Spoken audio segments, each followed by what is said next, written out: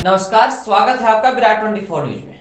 इस बार के विधानसभा चुनाव में मतदान के बाद अजीब सा सन्नाटा है। कोई कुछ नहीं बोल रहा है, ना सोशल मीडिया में ना कहीं। सत्ताधारी बीजेपी खेमे में बेचैनी है। बेचैनी इतनी है कि नेताजी मंदिरों में मत्था टेकते त्राहिमाम करते फिर रहे हैं। खैर, यह अपने आस्था का विषय है। सब अपने आराध्य के शरण में जाते हैं और त्राहिमाम करते हैं। लेकिन रीवा जिले की बीजेपी में इस बार की वोटिंग के बाद से त्राहिमाम ही मचा है। आप प्रत्याशियों को मंदिरों में पा जाएंगे। अब कोई मंदिर, मस्जिद, गुरुद्वारा क्यों जाता है मन की मुराद पूरी करने। अब नेताजी भी जीत की मुराद के लिए ऊपर वाले का दरवाजा पीटकर मत्था टेक रहे हैं और बाकायदे फोटो शूट भी करवा रहे हैं। पहली तस्वीर में आप देख सकते हैं रीवा निवर्तमान विधायक मंत्री राजेंद्र शुक्ल को, जो तेलंगाना के मंदिरों में पूजा पाठ कर रहे हैं।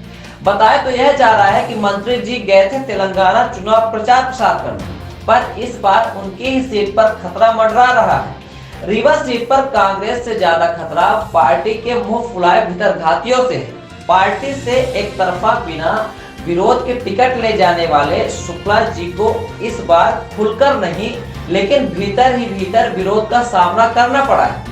बीजेपी के कोर वोटर कहे जाने वाले व्यापारियों में बड़े नेता होने के बाद भी नेतृत्व न मिलने से खासा असंतोष दिखा।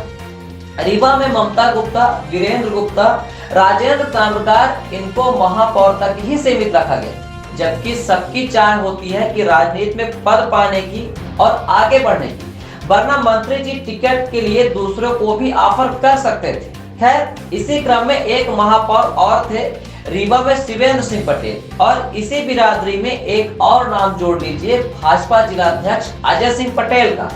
इनकी भी नाराजगी किसी से छिपी नहीं।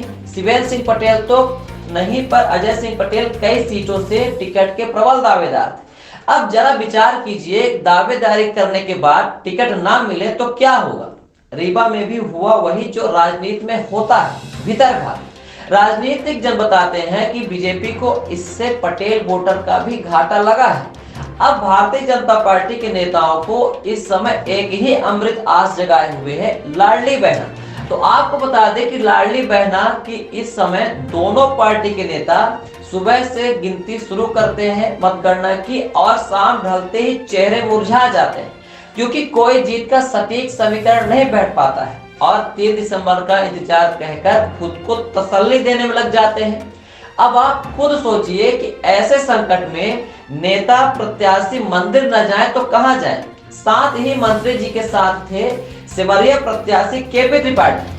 आपको बता दें कि सिमरिया में इस बार कांटे की टक्कर दिखाई दे रही है, बीजेपी में नहीं। बताया जा रहा है कि इस बार कांटे की टक्कर कांग्रेस और बीएसपी में देखी जा रही है, जहां पर कांग्रेस से अभय मिश्रा ने मैदान में उतरकर सिमरिया का चुनावी माहौल ही बदल दिया था, जहां जनता ने खुलकर भय और भ्रष्टाचार के खिलाफ मुंह खोला। वहीं पर केपी त्रिपाठी की भी मुश्किलें कम नहीं नजर आई। ऐसे में गुरु और शिष्य दोनों का मंदिर में मत्था टेकना लाजमी है। ऐसा ही एक वीडियो मनगमा, एक कहें या फिर कई वीडियो मनगमा प्रत्याशी बीजेपी से इंजीनियर नरेंद्र प्रजापति के सामने आए हैं, जहां इन दिनों मंदिरों में मत्था टेक रहे हैं। ऐसा लगता है कि परिणाम से पहले सभी मंदिरों का दौरा करना चाहते हैं। कुल मिलाकर इन दिनों प्रत्याशी सुबह से अपने जीत की गिनती के अंक गणित लगाने शुरू कर देते हैं, जो कि शाम होते होते बेनतीजे रह जाते हैं।